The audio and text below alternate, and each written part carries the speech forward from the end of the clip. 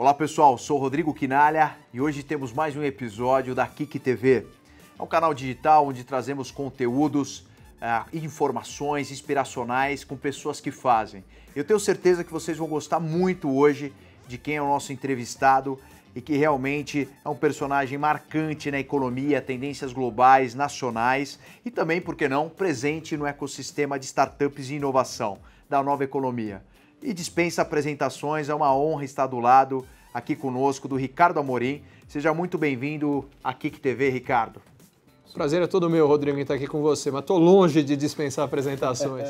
Um pouquinho da apresentação das credenciais, que são extensas do Ricardo Amorim. O Ricardo Amorim atualmente é presidente da Rican Consultoria, que é uma prestadora de serviços na área de negócios e economia global. É economista formado pela USP, pós-graduado em Administração e Finanças Internacionais pela ESSEC em Paris. Atua no mercado financeiro desde 1992, trabalhou em Nova York, Paris, São Paulo e é o único brasileiro, isso mesmo pessoal, o único brasileiro incluído na lista dos mais importantes e melhores palestrantes mundiais do Speaker's Corner. O Ricardo Amorim também é um dos apresentadores, debatedores do Manhattan Connection desde 2003 na Globo News. É colunista da revista Isto É e do jornal Gazeta do Povo. Além disso, ele está sim já dentro do mundo das startups de inovação, é cofundador da Smart Trips, além de investidor anjo e também do AAA, que ele vai falar um pouquinho mais adiante desse super projeto. Além disso, é o brasileiro mais influente do LinkedIn e o economista mais influente no Brasil, segundo a Forbes. Ricardo, primeiro quero parabenizá-lo pela trajetória e pelo ativismo sempre em prol da competitividade do país. Eu sempre te acompanho. Obrigado, mas eu acho que é uma obrigação. Eu acho que uma das coisas que eu sempre comentei é que a partir do momento... Uma das coisas engraçadas é que normalmente as pessoas olham para mim e me veem como jornalista. E primeiro, eu não sou formado em jornalismo e segundo, eu fui parar na mídia meio por acaso. E uma das coisas que eu sempre vi como uma obrigação a partir do fato que, enfim, o Manhattan me deu uma certa projeção, é usar isso em prol de melhorar o país. E uma das coisas que precisava fazer era tentar ajudar a melhorar todo esse ecossistema e, em particular, produtividade e competitividade. Todos nós agradecemos, porque eu tenho certeza que é um grande aliado aí para o empreendedor que está em casa e para os novos empreendedores que vão enfrentar uma grande jornada pela frente, Ricardo. Ricardo, eu acho que você sempre coloca com importantes insights, tendências, né, fundamentadas a diversos setores. Mas antes de falarmos sobre mercado, inovação, investimentos, contexto econômico, eu queria conhecer um pouco mais nesse sentido do Ricardo, o porquê da escolha da economia, né, dos seus propósitos, os desafios profissionais e pessoais que você enfrentou, porque muitas vezes fica mais na tangente econômica, contexto global, etc., falar um pouco do Ricardo para que eles conheçam quem que é o Ricardo Amorim e qual o propósito atual dele. Bom, vamos lá. Então, contando um pouco da história, eu virei economista por acaso, eu fui prestar vestibular, não tinha a menor ideia do que eu queria fazer, as coisas variavam entre economia, jornalismo foi uma coisa que eu considerei, publicidade, medicina, porque eu achava que engenharia genética ia virar o mundo e eu queria participar, física, porque na época eu achava que supercondutividade ia virar o mundo e eu também queria participar. Moral da história, eu não tinha a menor ideia e optei por economia porque eu achei que era a opção mais ampla que deixaria mais portas abertas depois. Aí comecei a fazer a faculdade e comecei a adorar. E aí comecei a trabalhar como economista, gostei muito também. E a sequência depois eu costumo brincar que tudo que eu planejei não aconteceu. O que acabou acontecendo é que eu tinha alguns nortes e algumas coisas foram surgindo, algumas oportunidades que eu achei muito bacanas. Eu acho que eu sou um cara por personalidade multifacetado, então eu gosto de muita coisa diferente. Nesse sentido eu diria que eu tenho mentalidade de startupeiro, quer dizer, eu gosto de criar coisas novas e até por isso acabei, enfim, caindo nesse meio, mas antes disso... Então, eu fui parar na televisão por acaso, quer dizer, eu dava muita entrevista e trabalhava em Wall Street, dava muita entrevista e na época da primeira eleição do Lula, em 2002, em outubro, no primeiro turno, quando o dólar foi a 4, me chamaram para o Manhattan como entrevistado. E agora, o que vai acontecer? E na época, naquela semana, saiu um relatório de um banco americano falando que ele iria a 7. E aí o Lucas me perguntou, eu falei, Lucas, acho mais fácil ele ir a 2 do que a 7. Por um monte de razões, acho que você vai voltar, enfim, e dei muita sorte, porque na semana eu não imaginava que já no dia seguinte ele ia começar a cair, que foi o que aconteceu. 3 semanas depois ele estava a 3. me chamaram de novo. Hoje eu sei que eles estavam me testando, mas na época eu não sabia. Enfim, acabaram me fazendo uma oferta, eu levei 3 meses para aceitar e aí fui parar no Manhattan. E a partir do Manhattan, aquilo me deu, foi uma das melhores decisões que eu tomei, aquilo me deu a chance de abrir outras portas, a visibilidade que o Manhattan, no fundo, me emprestou, e a partir daí eu também pude montar algumas outras coisas. Algum tempo depois eu voltei ao Brasil, inicialmente para ser CEO de uma empresa de asset management, que era do grupo da Concórdia, da Sadia, mas entre eu aceitar o convite e voltar ao Brasil, a tesouraria da Sadia perdeu 3 bilhões de reais. O capital que estava separado para o meu negócio, que era um capital significativo, eram 550 milhões, que era para o negócio financeiro, acabou tendo que ir inteiro para cobrir o buraco. Enfim, aí aconteceu uma série de coisas. Eu dei uma outra sorte, porque nesse meio tempo eu tive uma visão correta na época a respeito de uma virada Isso foi final de 2008 para 2009, a Bolsa Brasileira caiu, o Ibovespa chegou a bater numa sexta-feira 29.500 pontos. E aí houve um anúncio, já com o mercado fechado na sexta-feira, pela primeira vez os bancos centrais, Estados Unidos, Europa, Japão, se uniram e colocaram muito dinheiro no mercado. E eu tive uma leitura que aquilo era virada no mercado. E, de fato, acabou sendo. E como eu falei isso, à torta e à direito, enfim, aí começaram a surgir vários convites para eu ir trabalhar em lugares diferentes e eu aproveitei e fiz diferente. Eu montei a minha empresa, a Rican Consultoria, e passei a atender os principais desses clientes ali. E, enfim, quando eu disse que o Manhattan foi uma das melhores decisões, eu acho que a melhor que eu fiz foi essa, de montar o meu próprio negócio, isso em 1º de abril de 2009, é um 1º de abril que não é mentira. E uma data inesquecível que é o Day One da nossa empresa, né, do nosso próprio negócio. Né, pois é. Isso é bem importante, pessoal, para vocês verem o faro para a oportunidade. Né? Olhando o Ricardo, né, como uma grande inspiração nesse sentido, você vê que ele enxergou uma grande oportunidade de construir o negócio, ao invés dele ter um chefe, ele decidiu ter N, centenas, dezenas de clientes. Né? Então isso é bem interessante e estejam antenados sempre. Né? Eu só diria uma coisa, das minhas expectativas quando eu montei o negócio, eu vou ser 100% franco, eu montei o negócio com 3 expectativas, das 3 só uma de fato virou realidade. Eu na época, eu queria me divertir mais, fazer coisas que eu gostasse, estar envolvido em projetos que eu realmente curtisse. Isso aconteceu. A segunda expectativa que eu tinha era, porque uma das coisas, eu trabalhei em grandes empresas, uma das tendências, estruturas de grandes empresas são piramidais, então tem muito lugar na base da pirâmide, começa a ter pouco lugar lá em cima. Quando você chega lá em cima, é show de cotovelada para todo lado e essa coisa da vida corporativa começou a me incomodar. Eu queria escapar disso, então o outro lado que, pensando bem, é que eu coloco ele junto com o primeiro normalmente, que aconteceu foi ter mais qualidade de vida com relação ao trabalho, ter uma equipe enxuta, pequena, de gente que eu gostasse, mais agilidade nas decisões, isso também aconteceu. Mas aí os 2 outros lados que não aconteceram, um foi uma ilusão. Hoje eu sei que era uma total ilusão. Eu falei, não, eu quero ver se eu consigo ganhar mais ou menos a mesma coisa e trabalhar menos. Resultado, eu trabalho muito mais do que eu já trabalhava muito em mercado financeiro, mas eu trabalho muito mais hoje.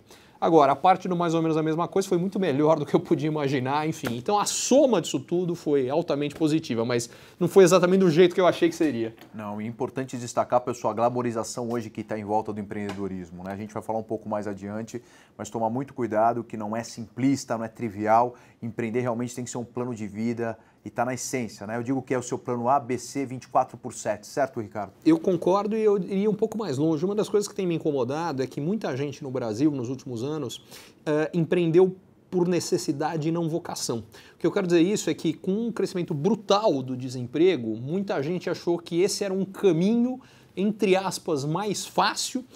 E eu temo que a decepção vai ser grande, porque uma das primeiras coisas que acontece quando alguém vai empreender tem que estar disposto a ralar muito mais e, segundo, lidar com as oscilações, inclusive de receita, mas de tudo, que são muito maiores em empresas menores do que em empresas grandes. Então, empreender, eu pessoalmente acho que é o máximo, mas não dá para ser com ilusões, porque aí as desilusões podem acabar sendo grandes. Maiores, muito bom. Bom, fica um sinal e um grande conselho aí para que vocês possam digerir, absorver e refletir. Né? O quanto vocês estão dispostos a entrar nesse plano de vida, literalmente. Né? Uhum. É mais do que uma escolha, uma opção de vida que você faz, você tem que se dedicar todo o tempo. Né? Depois de 11 anos empreendendo também... Tem uma frase que eu vi, que eu não me lembro de quem é, e que eu acho que tem uma parte verdadeira e uma não, que é...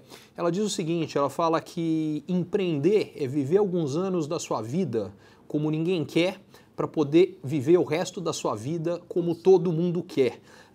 E pelo menos a primeira parte eu tenho certeza que é verdade. A segunda pode vir a ser verdade ou não.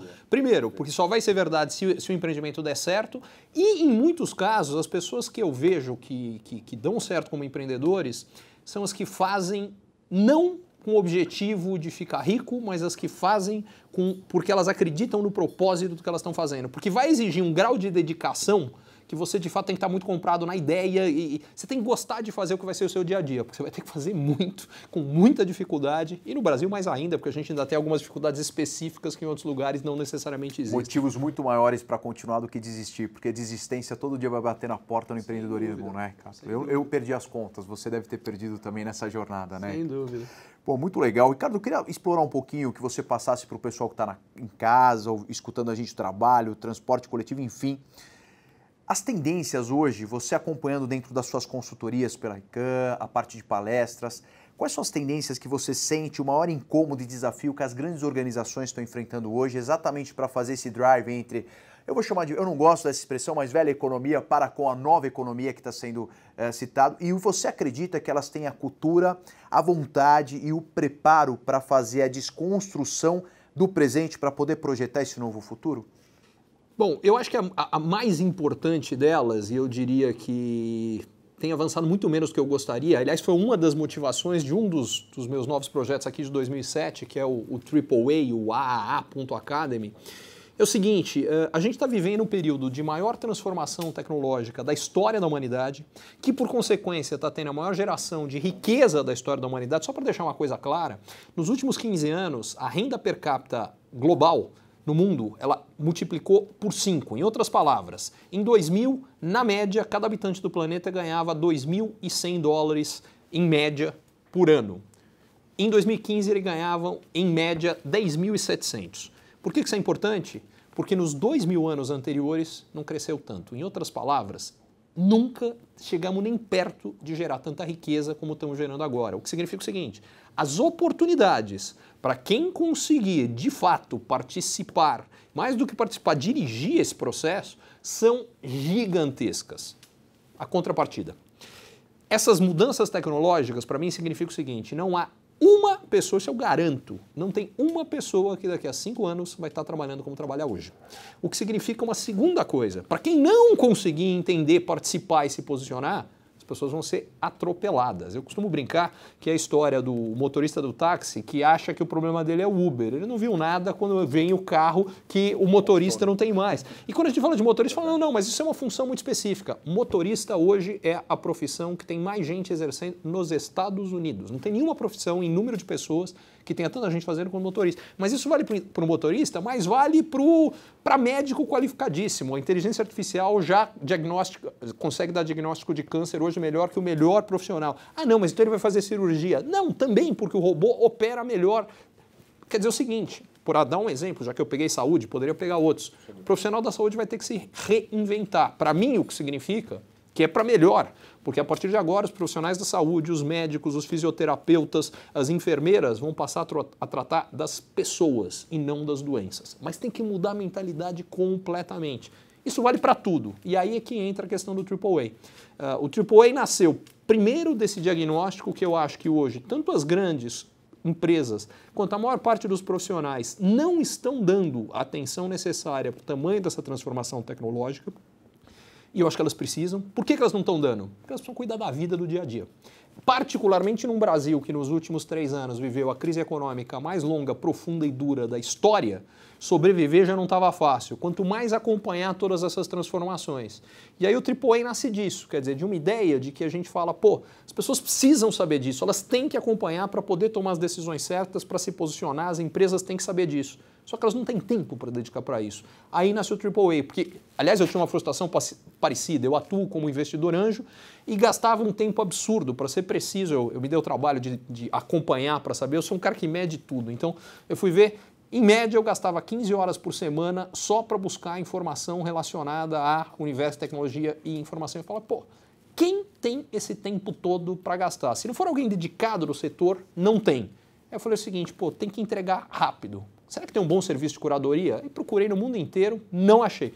Então vamos criar. Aí é que junto com o Alan e o Arthur a gente criou o AAA, que faz exatamente isso, entrega em 5, 10 minutos por dia o que está acontecendo de mais importante, mas a ideia não é só informar, é num primeiro momento informar, no segundo formar, porque além da parte da informação a gente gera uma comunidade de discussão interna, para o mais importante, que é a única razão de ser isso aqui, ação, que é o último. A partir de você entender que tem uma determinada tecnologia que pode ter um uso que é disruptivo na sua área, faça você isso acontecer e não espere isso atropelar você. Foi daí que nasceu o AAA. Eu sou assinante do AA.Academy com Y e convido vocês, incentivo realmente que vocês vão dar uma olhada no canal, o Ricardo, o Arthur e o Alan fazendo um trabalho excepcional, inclusive de evangelização ao ecossistema. Eu vou aproveitar e fazer um negócio. Eu criei exclusivamente para quem está assistindo a gente aqui um cupom promocional que é AAA-RICAM.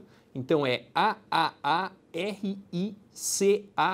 de Maria. Com esse cupom você testa de graça a plataforma por 30 dias. Isso aqui é um serviço de assinatura, mas com isso aqui os 30 primeiros dias são gratuitos. Você gostou? Ótimo, foi útil, está te ajudando? Você fica. Não gostou?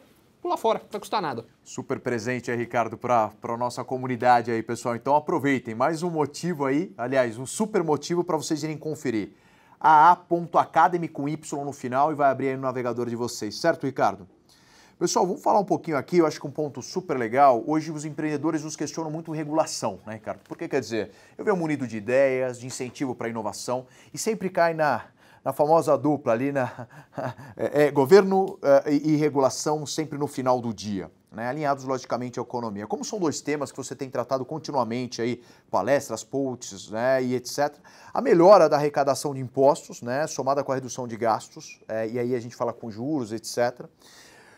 Você sinaliza, né, e vendo a sua visão também que nós compactamos, que pode ser uma boa notícia inicialmente até para o governo, mas ainda há um peso dessa máquina pública por trás. Então eu queria que você, nesse panorama, Ricardo, você acha que nós vamos ter alguns movimentos ou facilitadores para o empreendedorismo no Brasil?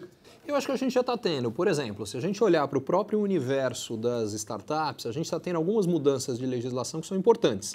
Por exemplo, quando a gente passou a ter a legislação qualificando o investidor anjo, que no fundo está reduzindo o risco legal que investidores que se dispõem a colocar dinheiro em novas ideias correm, foi uma medida importante. Então, começando a surgir alguns primeiros movimentos de financiamento, inclusive com fontes governamentais, fundo do BNDES, voltado para essa área. O que eu acho é que, ainda que seja muito menos do que a gente gostaria, o governo está começando a abrir os olhos para ver a importância que esse setor de inovação tem e terá, principalmente terá, se receber os incentivos corretos. E eu acho que isso está começando a ir nessa direção. Então eu sim espero que vai acontecer. Acho que há mudanças de legislação que já estão acontecendo, que são importantes. Por exemplo, a reforma trabalhista. A reforma trabalhista tem inúmeros impactos que eu acho que são muito benéficos. Um deles, por exemplo, é reduzir o custo jurídico para qualquer empresa. Porque o que acontecia antes? Com a legislação anterior, do ponto de vista do funcionário, tendo ou não razão, se aciona a empresa. Porque o que acontecia até então era uma opção de graça. Se ele entrar, vai que o juiz acha que tem alguma coisa, ele não tinha custo em fazer isso. A partir de agora, o custo jurídico, se o funcionário perder, passa a ser dele. Em outras palavras, um funcionário agora olha e fala o seguinte, pô, eu tenho razão aqui, ele vai entrar, vai ganhar, para ele não mudou nada. E que bom, quem de fato tem algo a receber, que bom que receba. Mas quem não tem, não vai entrar. Porque se ele entrar, ele perde e ele vai pagar por isso. O que acontece? O número de ações caiu desde a implementação da nova lei em 70%. Resultado? Menos custo jurídico para as empresas, as nossas empresas ficam mais competitivas e isso ajuda todo mundo, inclusive o universo de startups. Muito bom. Ricardo, eu queria falar um tema também que tem deixado todos os governos aí de cabelos em pé, né? Que são a cryptocurrency, as criptomoedas, né? Que tem vindo muito forte, né? Sim.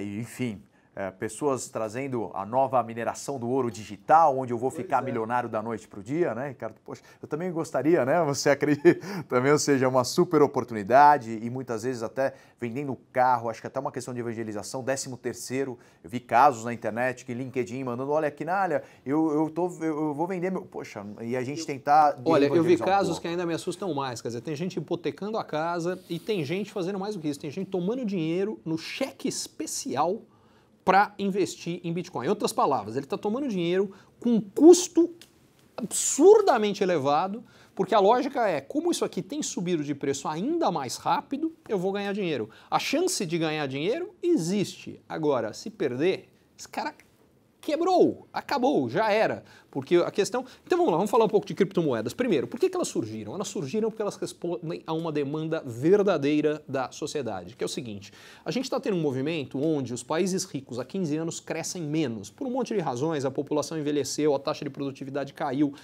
está tendo mais protecionismo, então está tendo menos entrada de imigrante que ajuda a oxigenar essas economias, tem várias razões, não vou entrar muito a fundo nisso. O fato é, quando um país cresce menos, as pressões sociais aumentam, as pressões políticas aumentam, e o governo tem que responder. Ele tem dois instrumentos, uma série de instrumentos específicos, pontuais, mas ele tem dois mega instrumentos. O primeiro é política fiscal. Então o que os governos fazem? Eles gastam o dinheiro que eles têm e os que ele não tem para estimular a economia. O Trump recentemente, aliás, acabou de passar um projeto que passa por isso, é uma redução de imposto que na prática vai colocar mais dinheiro na economia e vai dar a curto prazo pelo menos uma acelerada na economia. A questão é, a dívida americana vai aumentar em 1,5 trilhão por conta disso.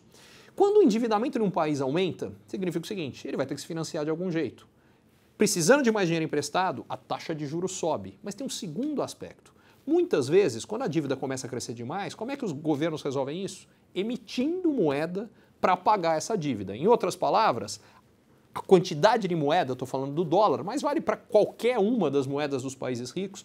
E isso aconteceu porque as economias cresciam um pouco. O segundo instrumento de estímulo era trazer a taxa de juros mais baixa possível e colocar o máximo de dinheiro em circulação. Foram colocados alguns trilhões de dólares no mercado. O que acontece com isso? As moedas passam... Nós brasileiros conhecemos bem esse filme lá atrás, os latino-americanos. Isso dá inflação.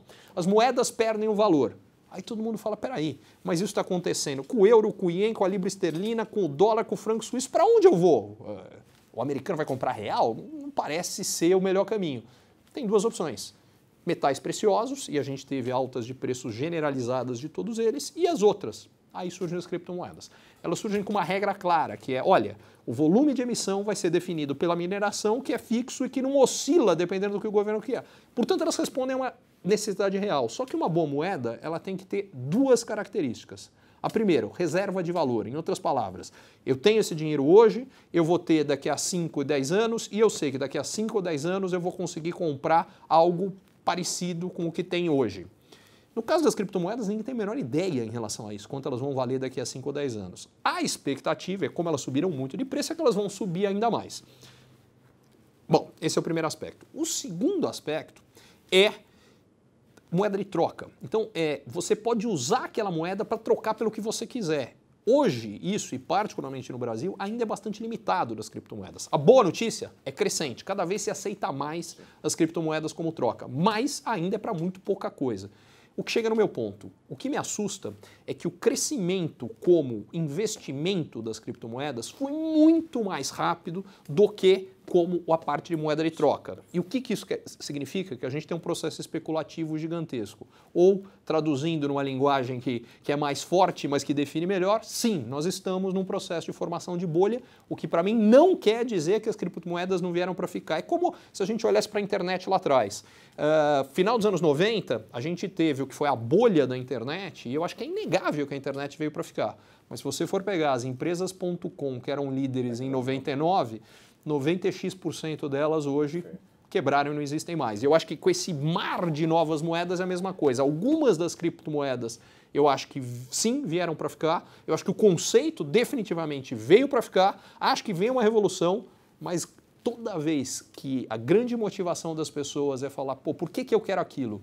Porque o meu vizinho falou que está ganhando dinheiro com aquilo. Cara, essa não é a razão certa. Essa história incorretos. Né, exatamente. Então, normalmente isso dá problema no meio do caminho. Ou seja, uma correção, né? Não é a questão, estamos discutindo o conceito, a viabilidade do conceito. A questão é a correção e talvez até a aderência para a realidade pessoal, né? Na verdade, exatamente. Eu acho que o conceito está correto, mas o que eu vejo é, nós teremos a imensa maioria das criptomoedas que existem hoje, das que ainda vão ser lançadas, porque a gente tem lançamentos diários de novas, quebrando no meio do caminho. Já passam de 1.200, 1.300 criptomoedas, quer dizer, é um universo muito grande, né? Exato. Agora, e a grande questão é, para quem tem a habilidade de falar, não, essa aqui, a que veio para ficar, porque ela tem uma determinada característica que é melhor, vamos lá, eu acho que as oportunidades são gigantes, mas isso não é uma tarefa fácil de fazer, não. Legal, né? Você vê os taxistas na Itália, o próprio governo japonês sinalizou, a Rússia querendo criar uma moeda virtual própria, né? Em paralelo. Todos, né? Até a Venezuela está criando criptomoeda. A Venezuela, o Maduro, verdade. Sem comentários, né? Enfim. Ricardo, de forma mais abrangente, e eu acho que essa visão é muito importante, né? Eles estão olhando o ativo como se fosse, como você disse, o ouro, o dólar, a ação na Bovespa, e o Bitcoin, ou uma Litecoin, qualquer moeda, Ethereum, outras criptomoedas ou altcoins que são chamadas aí fora do blockchain padrão. Nós temos um movimento que é a adesão do blockchain, e que ele é muito mais forte e impactante do que precisamente um ativo isolado. A minha pergunta para você é assim, o blockchain ele vem trazer uma desintermediação nesse processo, né? Tornar as informações mais abertas, né? Então ele vai impactar governo, varejo, cartório, bancos e uma série de instituições com o tempo, e todos estão olhando de alguma forma, em maior grau ou menor grau, para isso. E a minha pergunta é, nós vamos ter uma era da informação onde o blockchain ele vai fazer essa transição, a gente está numa era da informação onde o poder está na informação e eu descentralizando, não tendo intermediadores ou consolidadores desse poder, vou colocar dessa forma, eu abro esse jogo e pego as cartas e embaralho novamente na mesa. Você acredita, para fechar, que nós estamos numa era de mudança ou uma mudança de era? A gente só vai saber depois. Eu adoraria ter essa resposta antes. Agora, eu tendo a acreditar que nós estamos numa mudança de era, mas que vai além do blockchain. Primeiro, o blockchain, na minha opinião, é muito maior do que as criptomoedas. E o que eu te diria em relação a isso, vou te dar um exemplo concreto do que está acontecendo agora. Dubai. O governo de Dubai tem um projeto onde, basicamente, com uma série de parceiros, através de blockchain, ele está acabando com um monte desses intermediários. Isso passa por contadores, por advogados, por instituições financeiras, onde, basicamente, daqui a alguns anos, o próprio conceito do que é o governo, a gente falava do problema do governo no Brasil, gastos exagerados, um dos mecanismos que eu acredito que pode ser a solução disso, olhando para os próximos... No caso de Dubai, a gente está falando de 2, 3 anos, mas o Brasil está atrasado um pouco nisso aqui, mas se a gente pensar em 5, 10, passa por utilização de blockchain. Só que aí entra em algumas questões importantes, que é a capacidade, que no Brasil é muito difícil, da gente entender que para isso de fato acontecer, a gente vai precisar encarar grupos de interesse que não querem que isso aconteça. Então vou dar um exemplo claro. Uma das coisas que a gente tem no Brasil, e a palavra é exatamente isso, é um cartório dos cartórios. Em outras palavras, você tem um grupo que conseguiu e que consegue ser muito bem remunerado para isso, se colocar nessa posição de intermediário do cara que garante que determinados contratos, que determinadas negociações, elas são críveis. O blockchain acaba com isso aqui. Você pode ter certeza que os cartórios vão fazer tudo o que puderem para que isso não aconteça. E aí é que é uma das questões que me preocupa muito. Uma das brincadeiras maldosas, mas com grande fundo de verdade que eu faço, quando a gente começou a ter todo o movimento contrário ao Uber e todos os seus outros, hoje concorrentes, mas que fazem a mesma coisa, que possibilitaram um serviço muito melhor de transporte, uma tentativa de amarrá-los através de regulamentação, eu comecei a brincar que o Brasil tem uma triste tendência de que o que dá certo a gente proíbe. E aí é que é um dos medos meus com relação ao blockchain. Mas só para dizer a questão de mudança de era, por que eu acho que sim, provavelmente a gente está? Porque não é só blockchain. Inteligência artificial é uma transformação, na minha opinião, se não do mesmo tamanho, provavelmente maior do que o blockchain. Porque a inteligência artificial traz uma coisa nova. O mundo se desenvolveu em saltos tecnológicos. Uma coisa que a maior parte das pessoas não sabe, mas do ano 0 ao ano 1700, a gente não teve desenvolvimento nenhum. Para ser mais específico, a renda per capita média das pessoas, no ano 0 haviam 200 milhões de habitantes que em média ganhavam $450 por ano cada um. 1.700 anos depois, a população quase não tinha crescido e tinha aumentado a renda em $50. Por quê? Porque não teve desenvolvimento tecnológico. Na sequência, a gente tem máquina a vapor, que aumenta a produtividade, com mais produtividade tem mais renda, tem melhora de vida as pessoas comem mais, começam a viver mais. Isso entre 1700 e 1850 cresce 50% a renda. Na sequência, nos 150 anos depois, que entre 1850 e 2000, vem a segunda e terceira revolução industrial, que é a eletricidade, carro, telecomunicações, avião, enfim. Em 150 anos a gente triplica a renda. E aí é o que eu dizia, nos últimos 15, a gente quintuplicou, que foi mais do que em toda a história. Por que estou dizendo isso? Essa aceleração do movimento de tecnologia basicamente significa o seguinte: a gente está sim tendo não só a gente está tendo mudanças de era em prazos menores. O que tem de novidade para mim na inteligência artificial? Todo esse processo que eu falei das disrupções, dá para imaginar a vida sem energia elétrica? Era completamente diferente. Ou sem carro. Só que tem o seguinte: se você pensar em energia elétrica hoje, ou quando ela surgiu, 150 anos atrás, dependendo do lugar, menos do que isso, é basicamente a mesma coisa, não mudou grande coisa. O carro, mudou mais pouco. Aí é onde eu quero chegar é a inteligência artificial. A gente está falando da primeira vez de uma tecnologia com a capacidade de se adaptar e se tornar melhor em espaços de tempo muito curtos.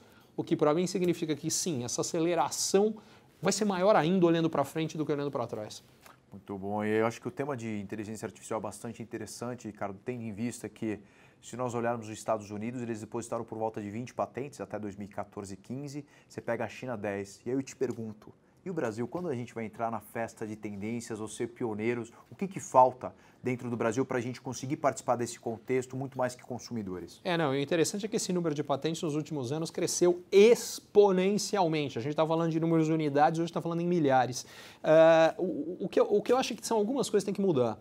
Algumas estão ligadas à regulamentação, algumas estão ligadas à mentalidade, algumas estão ligadas à educação. Eu tenho 2 filhos pequenos, então uma das coisas que me começou a atrair para a parte de inteligência artificial em particular é perceber que as habilidades, antes de mais nada, fazer um diagnóstico rápido de educação. Na minha opinião, a gente tem um problema de educação brasileiro, que em geral tem qualidade ruim, mas a gente tem um problema global. O problema global é que a gente ensina com os métodos do passado para uma necessidade do passado. Qual era a necessidade do passado? Quando eu, estava na escola, o problema é que faltava informação. Então eu queria checar alguma coisa, eu ia procurar na enciclopédia do ano passado, do ano anterior. E a fronteira do conhecimento movia mais lentamente. O que acontece hoje? A fronteira do conhecimento está movendo muito rapidamente e não bastasse isso, a informação a gente não tem falta, a gente tem excesso. Por isso que curadoria, quando eu falava do AAA, é tão importante. O que a gente precisa hoje não é ter acesso à informação, é saber qual é a informação que realmente é importante para o que nós estamos buscando. A gente precisa conectar a informação, juntar essa com essa, criar algo novo, inovar a partir disso aqui.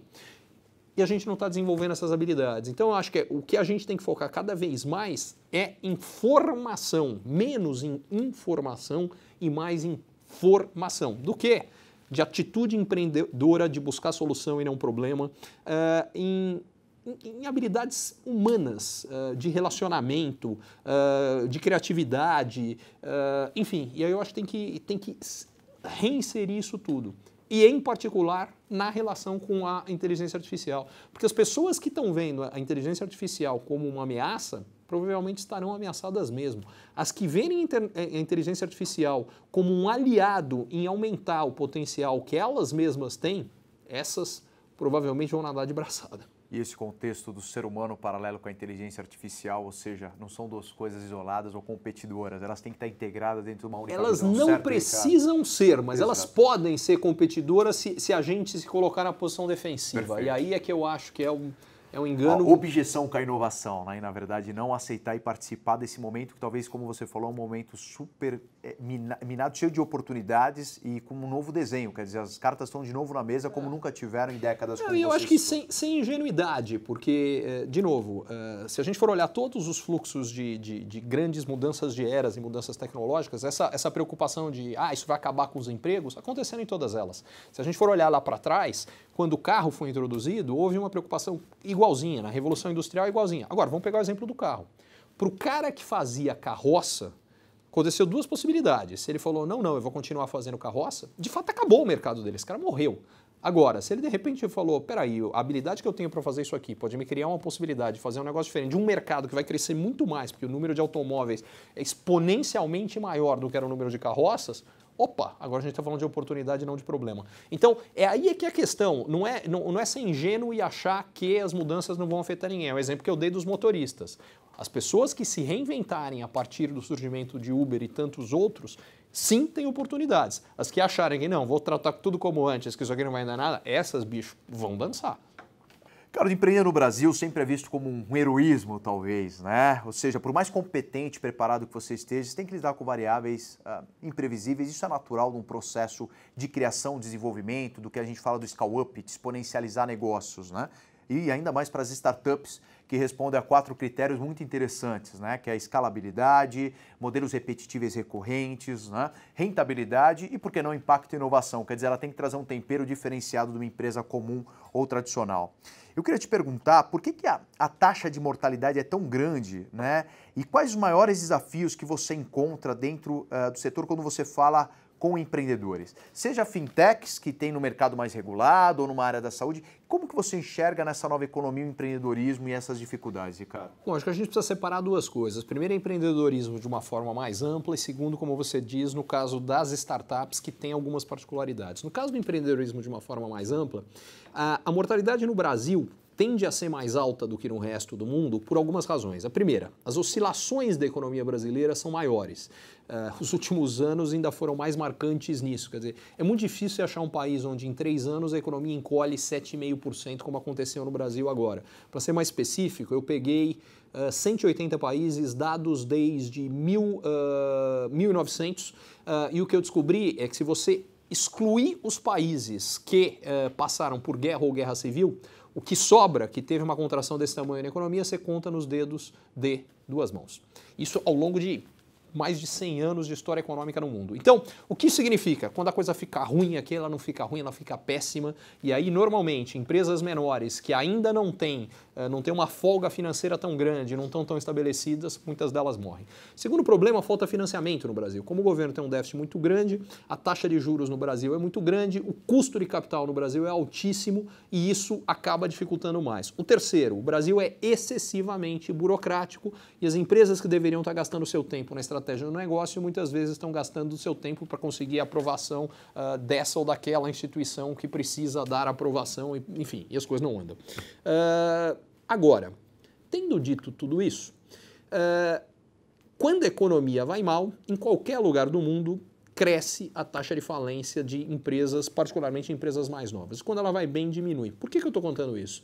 Porque no auge do processo da economia brasileira indo bem, em 2008, eu fiz uma análise na época, agora não me lembro se de 3 ou 5 anos anteriores, e a taxa de sobrevivência de novas empresas no Brasil na época era mais alta que nos Estados Unidos. Porque o que a gente viveu ali foi um momento onde a coisa tinha ficado mais... Não, acho que foi um pouco depois disso. Acho que talvez 2010, porque foi quando a crise nos Estados Unidos bateu mais pesada. Mas enfim, o fato é que há momentos em que empreender no Brasil é muito mais difícil e outros em que é menos. E eu acredito que a gente está nos melhores momentos. Por quê? Porque a gente acabou de viver a pior crise da história brasileira. E um outro estudo que eu fiz é que é quase que um movimento de... É um movimento de pêndulo, mas eu diria que é quase como um elástico. Quando você puxa o elástico para baixo, quanto mais para baixo você pegar, ele está preso aqui em cima, na hora que você solta, mais para cima ele vai. Essa foi a pior crise econômica da história brasileira. Eu peguei as outras 5 piores, na sequência, o mínimo que o Brasil cresceu nos 3 anos seguintes foi uma média de 5% ao ano nos 3 anos seguintes. A expectativa média de crescimento para o Brasil para os próximos 3 anos hoje é de 2% ao ano. Uma das coisas que eu aprendi é que eu não sei o futuro, eu não sei quanto o Brasil vai crescer nos próximos 3 anos, mas tudo indica que vai ser muito mais do que as pessoas estão imaginando e aí é o cenário de mais oportunidades que existe, inclusive para quem quer empreender. E o último ponto que é a questão das startups. Se para as empresas que empreendem, em geral, a mortalidade é alta, para as startups é maior, porque os modelos das startups são menos testados. Por que eles são disruptivos? Porque eles são novos. Então a gente não sabe se vai dar certo. Só vai saber depois que você fizer acontecer. E aí exige 2 coisas. Primeiro, um planejamento mais bem feito por parte das... Ou 3. Planejamento mais bem feito ainda do que de uma empresa mais tradicional que é montada. Segundo aspecto, exige empreendedores, eu diria, mais qualificados, e por qualificados não é qualificação formal, técnica, mas com capacidade de adaptação para cenário que muda o tempo inteiro, com muita vontade de trabalhar e ralar, que saiba responder essas mudanças no meio do caminho com agilidade, que perceba que uma ideia original que ele teve, por mais brilhante que seja, vai ter que ser adaptada número de vezes, é o chamado pivotar, que vai acontecer várias vezes. Então, esse é o outro ponto específico das startups. Então, na hora que a gente soma tudo isso, empreender em qualquer lugar é difícil, no Brasil é mais. Empreender com startup é mais difícil ainda. No Brasil é mais? Significa o seguinte, a taxa de mortalidade das startups no Brasil é gigante e vai continuar a ser. Mas eu acho que, tanto por conta das transformações tecnológicas estarem se acelerando, como a economia brasileira está entrando num momento melhor, eu acredito que a taxa de mortalidade nos próximos anos, ainda que gigante, vai ser menor do que as pessoas estão imaginando. Uma injeção de otimismo casado com a realidade, ou seja, muito realista, né? Se fala no Vale do Silício de 1 a 12 sobrevivem. Isso que nós temos um contexto de educação, de sustentabilidade e acesso a capital muito mais integrado nos elos, né? Principalmente um ecossistema como um todo mais forte. Você tocou 3 pontos, mas eu diria outros. Acesso a financiamento que melhorou brutalmente no Brasil, mas que ainda é muito mais limitado. Quando eu digo financiamento, inclusive por parte dos investidores anjos, do venture capital, disso tudo. Melhorou demais, mas não dá para comparar com lá. Disponibilidade de gente formada, essas startups vão precisar de mão de obra qualificada, programadores, desenvolvedores, esse é um dos grandes desafios. Enfim, tendo dito isso tudo, eu acho que os ecossistemas, vários ecossistemas aqui no Brasil melhoraram muito. Quer dizer, o de São Paulo é o mais forte, é o maior, mas a gente tem vários outros lugares que criaram ecossistemas importantes. A gente vê, por exemplo, em Florianópolis, nasceu um ecossistema vibrante, em Brasília, em lugares que, a princípio, você não imaginaria. Mas, enfim, então tem muita coisa acontecendo que eu acho que é interessante. Muito bom. Ricardo, eu queria explorar um pouco a sua visão, logicamente, como investidor anjo, mas eu gostaria de falar de uma startup que você cofundou e você participa diretamente, que eu tenho certeza que muitos de casa estão assistindo a gente, aí vai se identificar com essa vivência e os desafios que você tem encontrado, que é a Smart Trips. Né? Na verdade, você tem resolvido problemas bastante reais, substanciais de grandes empresas em relação à viagem. Queria que você explicasse um pouco por que você resolveu entrar nessa empreitada e o que você busca com essa iniciativa. Bom, a história de como ela nasceu, ela é divertida, porque ela nasceu de uma discussão muito frequente que eu tinha. Quando começou a acontecer as discussões da reforma trabalhista, eu perguntava para todo mundo que eu encontrava, e aí, o que você está achando? Vai ser bom, vai ser ruim? Para você. Quero saber para você, o que você acha? E a resposta mais frequente que eu escutava era as pessoas dizendo, eu estou preocupado, eu acho que vai piorar para mim. Minha segunda pergunta era, por quê? E aí a resposta, aí era quase sempre, para quem me dizia que ia piorar, a resposta quase sempre era porque eu estou vendo as empresas, os empresários falando que vai melhorar para eles. E se vai melhorar para eles, vai piorar para mim. E aquele negócio me incomodava brutalmente, porque a minha pergunta seguinte era, mas onde vai piorar para vocês? As pessoas falavam, não sei, mas se vai melhorar para eles, vai piorar para mim. Então eu falava, então tem um conflito aqui que para mim, por definição, condenava o Brasil e os brasileiros a serem pobres. Se as pessoas trabalharem com uma mentalidade de que a empresa é o adversário e não o parceiro, não vai dar certo para ninguém.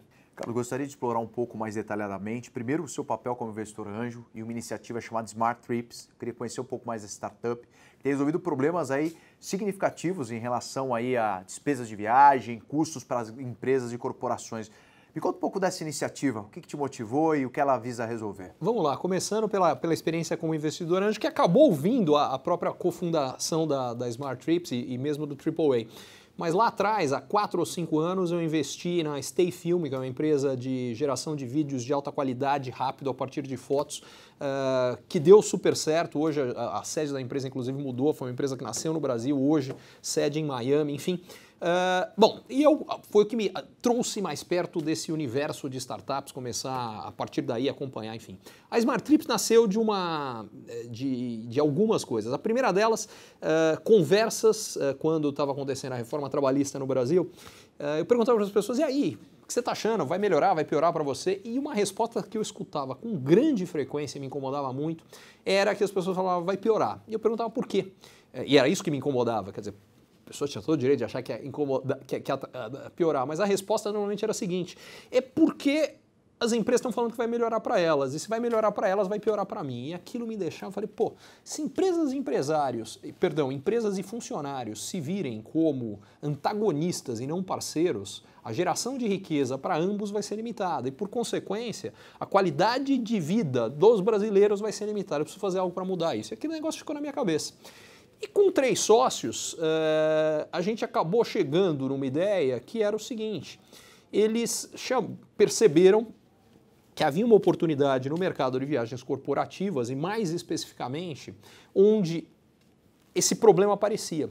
Porque normalmente as empresas têm orçamentos para a viagem. Sei lá, dado o grau de senioridade da pessoa, se ela vai para um determinado lugar, ela pode voar numa determinada classe de avião, ficar num hotel X estrelas e por aí vai.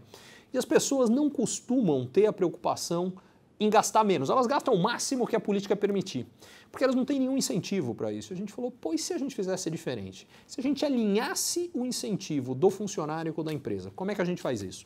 A gente pega uma determinada viagem, quanto a empresa normalmente gastaria para aquela viagem. Digamos que a gente está indo para o Rio de Janeiro e vai ficar um dia no Rio.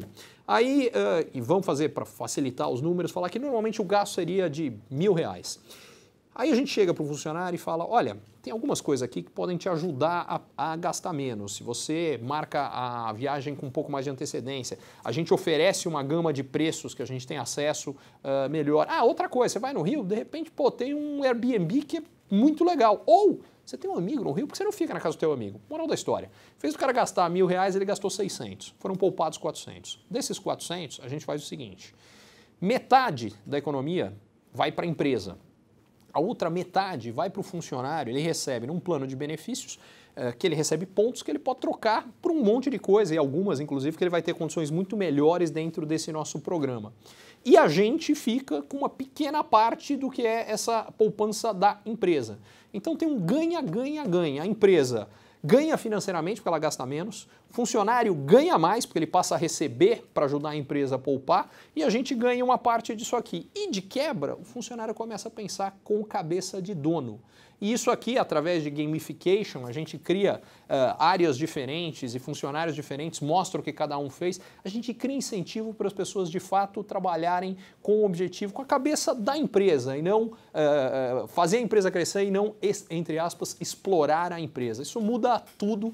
Enfim, está dando muito certo, a gente já está começando a implementar em alguns clientes grandes, tem alguns menores já funcionando, a coisa está avançando. Agora eu vou pôr o chapéu de empreendedor. Eu estou assistindo o Ricardo e estou pensando o seguinte, o Ricardo está olhando novas oportunidades nesse cenário, não? De empresas, investimentos. Como Olha, você tem a sua tese de investimento pessoal? Até uma curiosidade minha, Ricardo? Tenho. Para ser mais específico, mas essa pergunta vem na hora certa, porque eu estou com 3 outros projetos, ou estava, então vamos ver como é que essa história vai ficar, prontos, engatilhados. Que a minha ideia era começar a participar deles agora no início do ano que vem. Um na área de infraestrutura, um na área de educação e um na área de fintech. Só que eu estou altissimamente inclinado a não pegá-los agora e deixar mais para frente. Quer dizer, um deles, esse de infraestrutura, basicamente essa coisa já está bastante resolvida, mas mesmo os demais, por uma razão muito simples.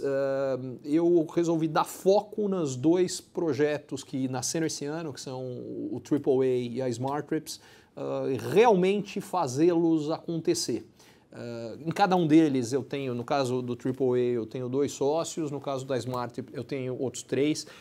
Em ambos os casos, os caras são geniais, estão tocando, estão fazendo acontecer, mas eu sei que uma participação mais ativa minha pode ajudar ainda mais e eu quero fazer isso, então provavelmente eu vou deixar isso mais para frente. Quer dizer, mudou a minha mentalidade. Minha mentalidade lá atrás era de investidor anjo, onde você diversifica o risco, e agora estou tendo uma mentalidade de empreendedor, quer dizer, participar diretamente disso aqui e fazer isso funcionar.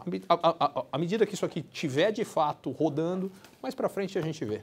Perfeito. A gente usa muito a expressão que muitas vezes o smart money vale mais do que o capital isolado, que é o money, né? Ou seja, que a presença, que a participação é o toque. Isso eu não tenho dúvida nenhuma. Eu tenho absoluta certeza. Posso dar uma dica para qualquer um que estiver aqui.